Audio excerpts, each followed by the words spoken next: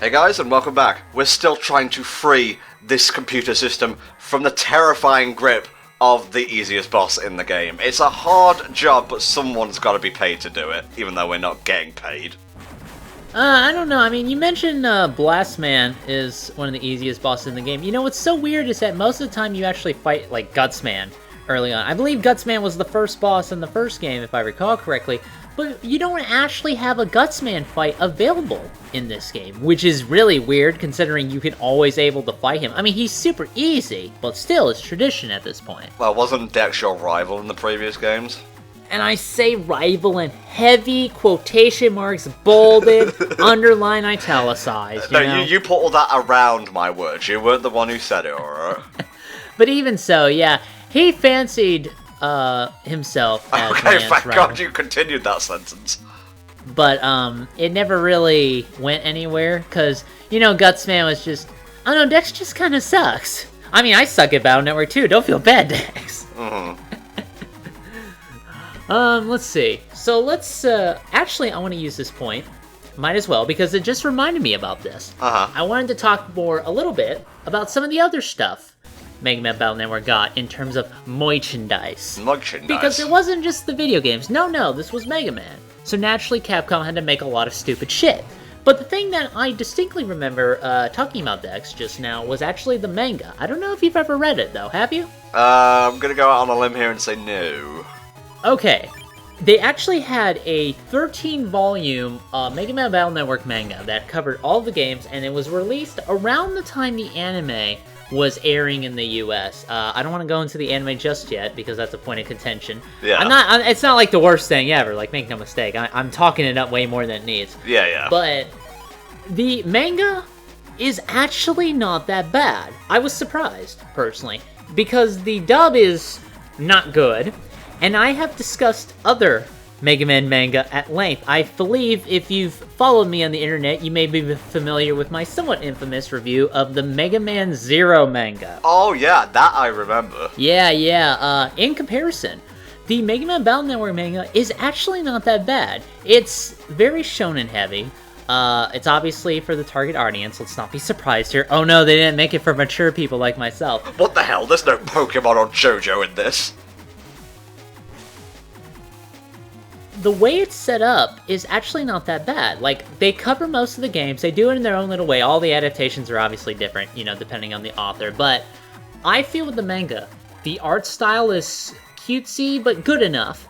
The fighting is surprisingly involved, because you would think that they don't actually kind of mimic the traditional perspective of, you know, it being more kind of a stand-up fight where they slot in battleships. No, they go full fucking Dragon Ball Z in that manga.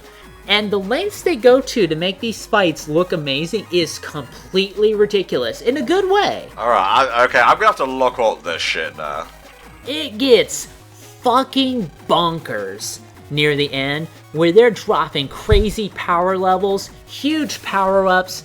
Like, some of the abilities throughout the series become like these great, you know, defining abilities that make these battles completely ridiculous within the scan and the internet, and of course in the real world, because naturally Navis have to enter the real world at one point or another. Of course. But what I feel is good about the Battle Network manga is that it gets the tone right. One thing I hate about the Mega Man Zero manga is that the tone is completely wrong for the series, and I've mentioned this at length. But with the Battle Network manga, it has those action moments, but it feels like Battle Network. It's comedic. You know, it has its little pratfalls and jokes every so often and things like that. It feels like it fits. And it does enough differently, well enough, that I feel that if you're interested in Battle Network at all, and you haven't read the manga yet, I think it's worth a read. You're not going to find the most amazing storytelling ever. No. That's for Pokemon, I'm afraid. But what you'll get is actually pretty good, considering the other scope of Mega Man manga available. Not saying it's all bad, like the Mega Man X manga is actually kind of okay. But it's a lot better than I was expecting. Now, you say what I did here was, you saw the embers coming, but I talked to this guy, and we like to call that a bullshit skip. Oh, you're glitching it out. You're learning some tricks from MBM here. MBM, take notes. This is what you do if you ever speedrun a Battle Network game. Yeah, that'll be the dough. I want to see that. I want to see how he would break the game, because there are legitimate good ways to break the Battle Network series. Well, it's kind of thematically appropriate, because, you know, hackers and all that. That's true, but Spar has more of a hacking-themed stand ability, so I guess that would work out too. True, true. Oh, I looked up the manga, and yeah, the art's pretty good. Yeah, and I think it covers all the games really well and does its own little interesting spin on things. So yeah, I definitely recommend checking it out, actually. I used to own all 13 volumes physically before I eschewed physical books forever. Yes, goodbye, paper. See you in hell. But we could talk more a little bit about that later. Here is BlastMan, at long last. I don't even have a strategy for this guy. He is piss easy. Every FAQ I've read mocks him extensively. He is basically, you know, beginning of game boss. Yeah, he's really not that hard. Even his later versions, they become like V2, V3, RX. They have like weird different little extensions depending on the game. Yeah. For like different upgraded versions of net navis. Even when you're fighting him at his hardest level, he's just slightly a bit faster. He's not really that difficult at all. That's a pretty cool lead-in line though. Burn to ashes. Now, there you go. It's a Pokemon theme. Now, what I like about this is you were taught during the minigame portion, you know, the dungeon, that you can, you know, hide behind these steel blocks and they'll protect you from fire. It won't protect you from every single attack that BlastMan can send out, but when he's sending flames down the field, those steel cubes are your best bet. Yeah, that is pretty neat. Every boss does like to have their own little gimmicks come in. BlastMan in particular floats, so I believe if you were to break his panels, he still would be able to float over them. Oh man, this boss music though, I fucking love it. Yeah, it's good stuff. Like, I really enjoy fighting the bosses in this game. And you know, for all the shit we give BlastMan, I really like his design. It's simple, but it's nice and streamlined. And I love the big kind of bulky torso thing he has going on, the thin little legs. You know, that's why he's not standing on them, because they would not be able to support his weight. Come on. I believe the boss battle theme is called Surge of Power, don't quote me on that. I'm just taking this from a cover of the boss battle theme for Battle Network 6 by a guy called Toxic X Eternity. He does some really great covers, so go check him out on YouTube. And see, that's BlastMan taken care of. Not too bad, especially for your first Mega Man Battle Network boss. Oh yeah, that was like take 6 or 7 or so. Really? Yes, I like to do it perfect. Oh yeah, that's true. It's not just about getting it right, it's about getting it stylishly. Ah, there you go. I noticed you were trying to kill him with the bomb back there, and didn't quite hit. I don't like those bombs, I don't like arcing weapons in general, so I kind of get rid of them from my folders as soon as I can. Yeah, he's not done yet. He's gonna piss off and come back as, like, BlastMan, what was it he said, RX? Or something like that, yeah. The net navi of the sun. Well, shit. Did what I could land, but he pissed off like a baby. I shot him a bunch, but I didn't shoot him enough to kill him. I apologize. And now, Mick gets severely punished. Ah, not really, no. I mean, he kind of gets punished a little, but they sort of gloss over that a little bit. People could have died! Oh, that's no excuse. Come on, Tom. It's a happy game. It's anime. Now, normally that kind of shit would get you fucking arrested, but Mick gets off surprisingly light. How did he get that scar, or is it just like a birthmark, do you think? You really want to know how he got those scars? Not particularly, no. I don't know either. He just went like full arsonist on the score. I think I'm gonna back down from provoking him too much. Well, at least he can admit when he's wrong. That's true, I have that problem. Oh yeah. Well, you're not supposed to agree with me. You're doing it now! When have I ever been that way to you, personally? Plenty of times. I just try and block it out nowadays.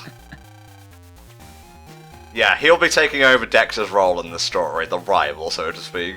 Sort of. You don't really get to fight Mick at all, because he does have a generic net navi, so of course they don't get any chances to fight, except if it's Battle Network 4. He does have a generic anime-ish trope where he's like, I'm gonna be king of the pirates and beat you in a net navi battle.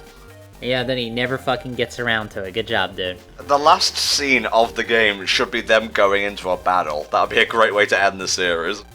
I don't know. I always thought it was going to be, you know, Lance battles with another recurring rival of his, but that's not how the game, that's not like the last shot of the game. Let me explain why Mick is a shithead.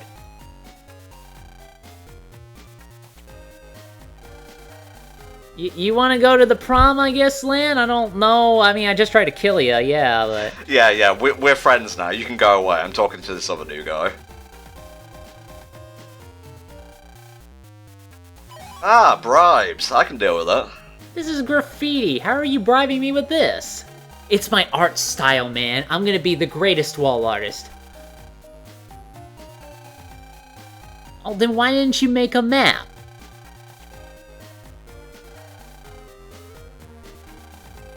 Even when he's trying to be nice, he's a complete punk. Oh, you know, these scene kids and their fucking riddles and shit.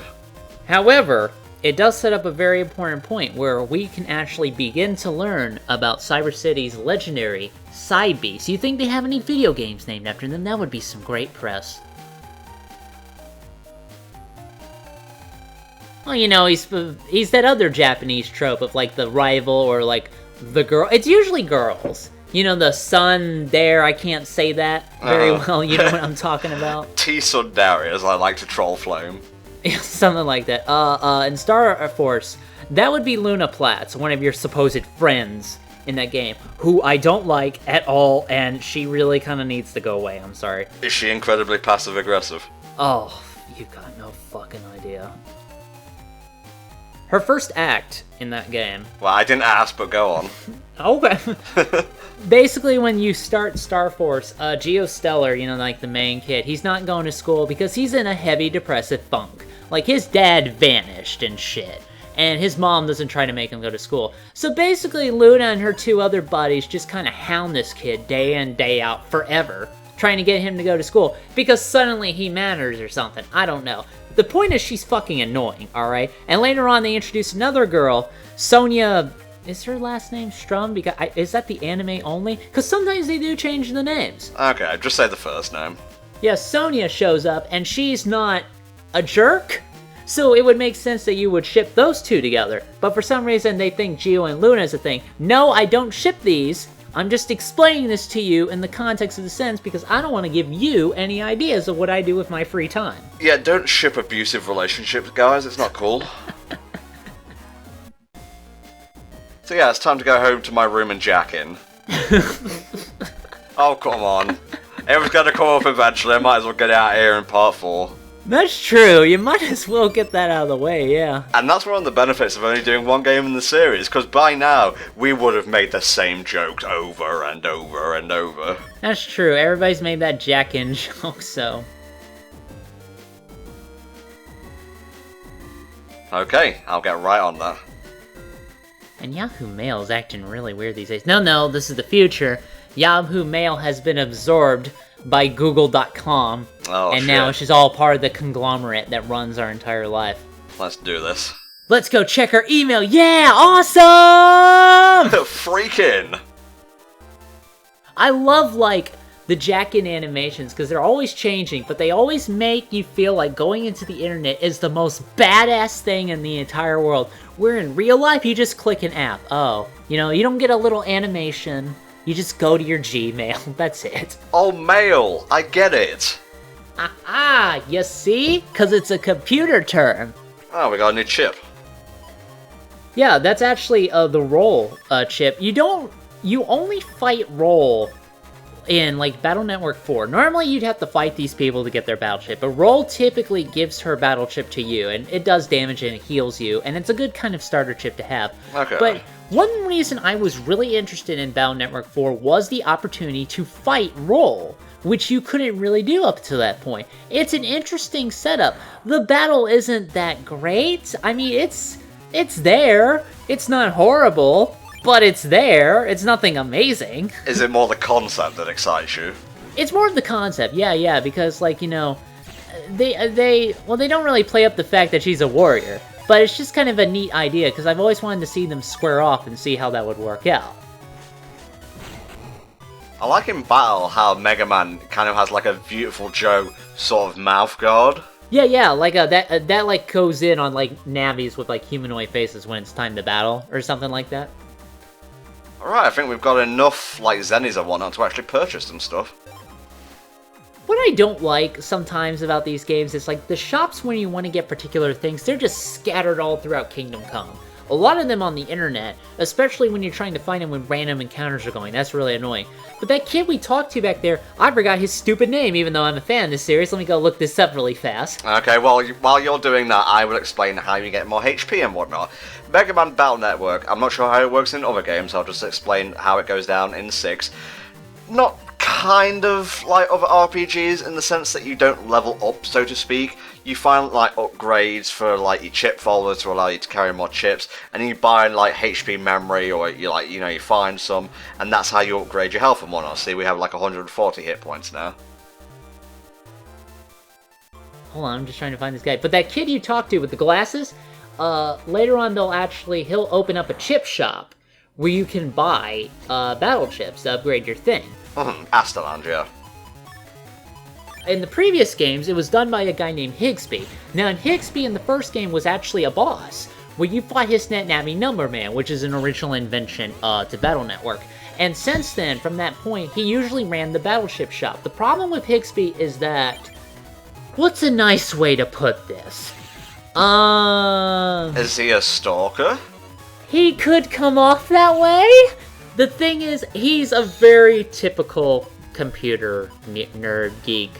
The kind of guy who would lurk on the G board of 4chan. I'm seeing it now, I'll put this up as well. He kind of looks like Ty from Digimon with like a longer face. That's a weird comparison, but okay. It's mostly the hair, I'm gonna be honest. And here's Numberman.exe as well, who looks stupid. Yeah, his boss battle really isn't that hard, but the thing is about, like, Higsby likes to collect battle chips, but he's a little bit obsessive-compulsive and just does not like giving them off at all, even when he's trying to sell them. But he usually runs the shop, and he has, like, cool machines where you can feed in junk chips and get, like, better ones, hopefully, through, like, a lotto. So it's always good to kind of go there and see what you can stock up on, you know, when you get the chance. Alright, so I think past this area is where we'll be able to... No, that's the crater, because I know we're going off to see the Cybeast statues, which will set up the main thrust of the game's narrative. Yeah, it's right through here, don't worry. Okay, alright, I'm just making sure. And the first of many corrections on Helldragon's information regarding this game. Hey, I told you, it's been years since I played this, man. This is a momentous occasion, write it down on your Let's Play. I don't know, you got like a fucking bingo sheet or something. Let me get this out of the way, by the way. Why the fuck have they not made a Battle Network collection for 3DS? This thing would sell itself. Battle Networks 1 through 6, available in their original format on one cartridge or card or whatever they call it for the 3DS. I fucking want one of those so bad. Same. Because it would be awesome to have them all together. Because they did that with the Mega Man Zero games. All 4 games on one DS card. And they had, like, extra mode, a little bit of an extra mode and things like that. I would love to have a collection of Battle Network games all together, because I think you can get them... I think it goes all the way up to at least 4 or 3 on, like, eShop for, like, Nintendo consoles and things like that. I don't think you can get them all right now. I don't know off the top of my head, but I would really love just to have that central option so I don't have to buy them all individually. Like, that would just be cool, I think. Well, I know 6 came out this year for the Wii U in March, I believe. 2016 at the time of recording. Okay, so they're all probably out by now, but I just think that would be a neat thing to have. And that also reminds me of another thing I might as well talk about. There was actually a port of Battle Network 1 to the DS. It's called Shooting Star Rockman. It was a expanded port of the game where all it did was that it added a little bit of extra content with Mega Man Star Force. And you would have the ability to play as the Mega Man Star Force Mega Man, and you access, guess how many? 1 extra boss! Wow. When you played that game. No maps, no extra shit beyond that. Straight up port, happens completely as normal. Even Mega Man is in, like, the cutscenes. You just switch over to Star Force Mega Man if you're playing as him. That's it. Wow. And they sold that at, I believe, 40 to 60 bucks. You know, the usual kind of price for DS games. And even the Japanese fans hated that. And it's such a lazy fucking port, I can see why. You know? Like, what possessed Capcom to make that? I wonder, did they really think they were gonna get a return on it? Why exactly did you want us to go with Cybeast Gregar? Because, you know, you've read the lore there. You know, they're both equally powerful beasts. Was it because of his design by any chance? It was mostly because of his design. I don't know how far I want to get into spoilers, because I don't know how far you're into this game. And B, I want to see if I can line this up in terms of the plot. But these side beasts will become very important. I prefer Gregar because of A, the design, you are right on that one, and B, because I kind of like some of its abilities. Okay. The other one, not so much, although you get some stuff in the other one that does make those abilities worth it. So it really is a personal preference, I have to say. I never trust a guy with a tiger skin on the floor, so I'm gonna expect some shenanigans throughout this cutscene. That's true. He probably gutted the thing himself, he's that evil. Now you notice this is a serious scene when they don't have the peppy music playing up next to it? Nothing to drown us out in our dulcet tones. Look, he has a huge MacBook over there, but where's the cellophane tape? I don't see it. Those books are tremendous. Look at those. Alright, focus on the plot, mate.